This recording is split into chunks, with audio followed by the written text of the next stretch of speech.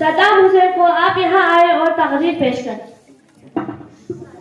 सिलसिले चारों तरफ है, बीच में हम पहाड़ी। सिलसिले चारों तरफ है, बीच में हम मिसाले गोहर नायाब, हम पत्थर में रहते हैं।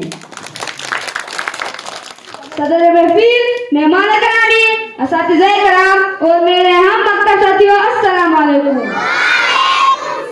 आज की इस बात में मेरी तहरीर का उन्वान है ज़राअत, मौसमियाती तब्दीली और यौम आज़ादी गिलगित बाल्टिस्तान। मोअज़्ज़िज़ सानी, ज़राअत इंसानी बका की ज़मीन है। गिलगित बाल्टिस्तान की वादिया ज़रख़ेज़ी के लिहाज से इंतहाई मिसाल है। यह ज़राअत एक अहम ज़राए मुआश है। यह इंसानों और हैवानों के खुराक के साथ साथ खाद्यान्न की फराहमी और आमदनी में इज़ाफ़े का ज़रिया भी है। लेकिन आज हमारे किसानों को रिवायती ज़रिए से हटकर जदीद